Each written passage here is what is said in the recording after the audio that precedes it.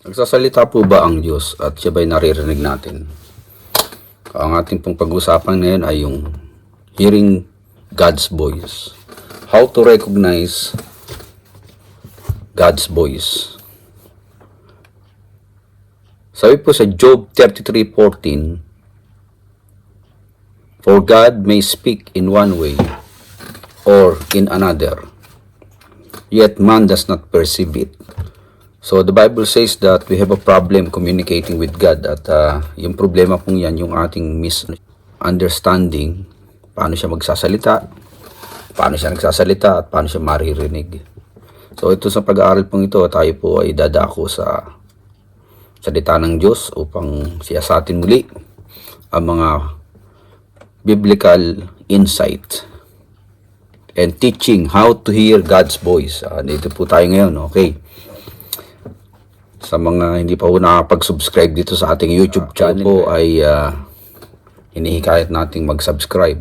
Marami pa po kayong mga teaching na tulad nitong matutunghayan sa mga susunod na video natin. Just click nyo lang ho yung subscribe button dyan at i-ring nyo na rin yung bell para pag may bagong video na i-inform kayo kagad. Mahalaga po ang tao ay makarinig ng sinasabit, pinapahayag ng Lord sa kanyang buhay para siya po ay magabayan nito at mabigyan siya ng tinatawag na clear guidance from the Holy Spirit. So, ang problema po hindi po si Lord tahimik. Magsasalita siya araw-araw. Tayo lang po may problema, tayong mga tao. Dahil marami tayong boses na nadidinig, maraming mga salita, impressions tayong natatanggap araw-araw sa buhay natin. Kaya ang salita ni Lord na kumakausap sa tao hanggang ngayon ay hindi marinig. Paano natin yan marirecognize na siya ngayon nagsasalita sa atin? Isa-isain po natin. Meron pong 4 na sources kung saan ang mga boses na nadidinig natin ay may pinanggagalingan. Number 1 po, alam na natin kung itong boses na to ay galing kung kanino. 2 Corinthians 11:14, Satan himself masquerades as an angel of light. Is the voice you are hearing is from the enemy. Kailangan maliwanag ho tayong makaintindi kung this certain voices is from the Lord or from the devil.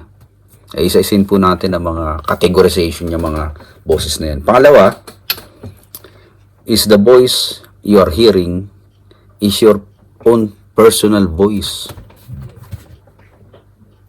Proverbs 14:12, there is a way that seems right to a man, but in the end, it leads to death or destruction.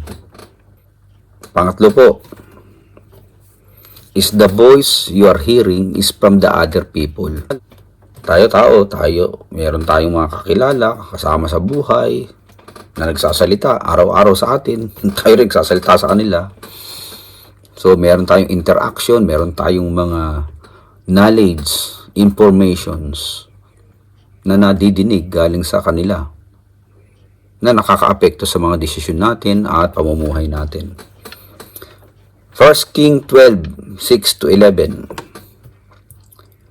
when the people of Israel returned to Rehoboam, he spoke to them according to the advice of the young men, and declared how he would increase the people's burden. As a result, 10 tribes of Israel rejected Rehoboam, ushering in the period of history known as the Divided Kingdom, by establishing Jeroboam as their leader. Kita niyo po, itong lalaking ito, anak ni Solomon.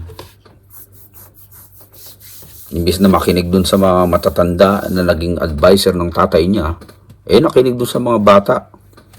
Siyempre, bibigay ng advice ng mga bata? Wala pa experience yan. At kakayahan, o di mababaw at hindi godly at hindi appropriate sa paglilid ng isang bansa. Napahamak ang bansa, nahati. Mga tao nagbibigay sa atin advice. Sino ba ang papakinggan? At ang bandang huli, ito po yung boses nanggagaling na sa Panginoon. Is the voice you're hearing is from God. So, apat po yung sources, no? Dapat na mabalansin natin at makita natin yung distinction ng apat na yun. Is the voice we're hearing is from the evil one? Is the voice we are hearing is from the spirit of other people? Is the voice we are hearing is from our own human spirit? Or the voice you are hearing is from the Holy Spirit of God? O apat po yun para maintindihan natin. Isa-isahin natin. Doon sa Garden of Eden, ang kausap ng mag-asawa, Adan, ay ang Espiritu ni Lord. O meron silang casual communication. Parang normal na nagdidiskusyon lang sila, nag-uusap. Sabi ng Father God, itong aking instruction sa inyong dalawa. Meron ditong mga maraming puno, you can eat all those fruits, but never eat the fruit that is in the middle of the garden. The moment you eat that fruit, you will surely die. Ayan ang instruction, yun ang boses sa kanila ng God the Father. But the other voice batted in. Ayan na. Medyo deceiving at misleading. Tinawag si babae, nakinig. Nag-submit dun sa boses na nadinig. Kinuha yung prutas dun sa gitna. Kinain, binigay pa dun sa asawa. What happened is, nagkaroon sila ng consciousness. Maganda yung pagkakadinig ng boses that if you are to eat this fruit, your eyes will be open from evil and good. And the knowledge of evil and good will become knowable to you. And you will become like God. Okay. Galing.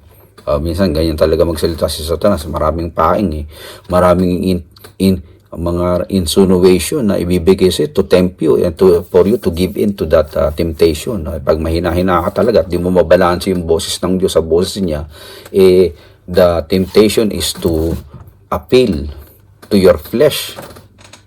Hindi ba? Kaya yung 5 senses niya, tinamaan Lalo na yung sa babae. Nadinig niya yung boses. Pinakita yung prutas, maganda. Hinipo, na-touch, inamoy, na-smell, kinain, kinagat, na-taste. Yung 5 senses niya, tinamaan yung flesh. Apektado yung kaluluwa, pati espiritu niya, patay. I mean, spiritually dead. They became sinful in nature and they lost the identity as a spiritual child of the Father. So, ang namatay, hindi naman yung physical body, kundi yung yung spiritual connection nila with God. That means in the Bible is separation. So, the separations of the spirit from God and their spirit who became dead because of transgression, ayun, naputol. Kaya nga si Jesus Christ, pinanunumbalik yung spiritual disconnection natin with God by dying on that cross so that our spirit and God's spirit will be reconnected again through His death on the cross by the power of the Holy Spirit when we become Christians. Kaya pag nakikinig sa boses ng kaaway, nadidisgrasya, hindi lang ang physical, pati emotional, pati kaluluwa, pati espiritu ng tao. Ito namang isa, yung boses naman ng tao. Kaya pag tao nagbigay ng advice sa kapwa-tao, malilito, maliligaw. Kaya we will not dare to listen to a person who do not dare to listen to God. Siyempre, kung anong pananaw niya, meron siya bilang tao, yun ang ibibigay niya. Ang kanyang advices, ang kanyang philosophy, ang kanyang point of view and world view. That's why we must be very careful. Diba? Yung boses naman ng sarili mo, kung ikaw ay nakakarinig ng boses mo dahil pag ikaw ay emotional, ikaw ay offended, nasaktan ka, ikaw ay apektuhan sa iyong emosyon, Karadalasang nadidinig mo yung sarili mong espiritu, yung sarili mong boses, sarili mong hinagpis. Kaya maraming daan sa tingin ng tao, tama, pero sa dulo ay kapahamakan. Kaya yung taong galit, pag nagdesisyon, ay diretsyon na sa kamalian yun. Yung taong emosyonal, ganun din. So the emotion, most of the time, is the one heard by a person who always listen to his spirit. Kaya pagka may mga emotional na tao, pagkagalit, nakikinig sa sariling pakiramdam. So yun po, namamali.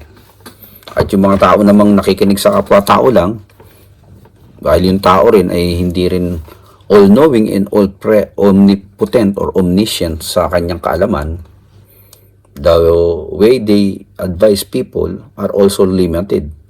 Kung ang Diyos, pagpipikinggan natin, dahil alam niya lahat at meron siyang kakayahan maalamin lahat, meron siyang salitang inilatag sa atin, which is the Word of God, na magagamit para sa lahat ng instruction according to the book of Timothy. Basahin natin, ayan po, na ito'y magagamit sa lahat ng ating naising malaman sa buhay at sa desisyon.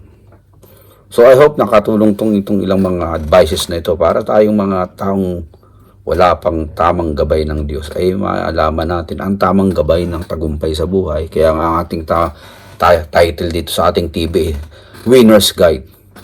Gabay sa tagumpay. Tagumpay at gabay. O, diyan po ang ating naisin at layunin. Bakit tayo nag-live video ganito. Tayo may natutunan ngayong gabi. May the Lord bless you and keep you. And His face shine upon you and give you peace. Shalom. God bless you all.